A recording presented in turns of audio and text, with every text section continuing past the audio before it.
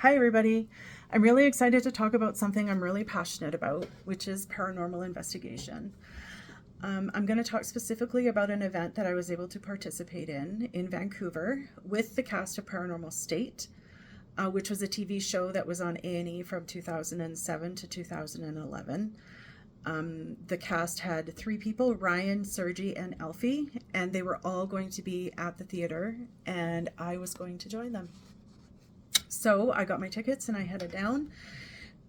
When I finally arrived at the theater, I was greeted by Sergi, and he brought me into the theater where there was about 20 other people. With them, they brought a device called the Frank Box, which was developed by a man named Frank Sumter in 2002, and he was a EVP enthusiast.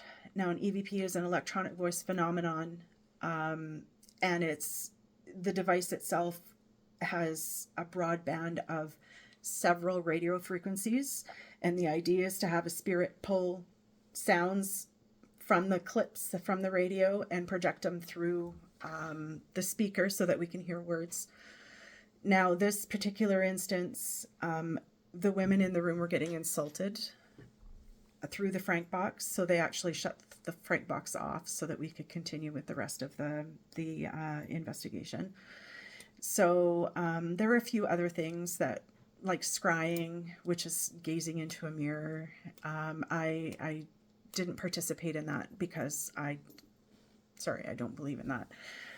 But one particular thing that I was doing, I was walked into a theater and I was sat in a very large antique chair, and I learned I was about to do the Ganzfeld experiment. So the Ganzfeld experiment was developed in the 1800s by a German psychologist named Wolfgang Metzger, who discovered that subjects who were deprived of their sensory stimulated experiences often experienced hallucinations.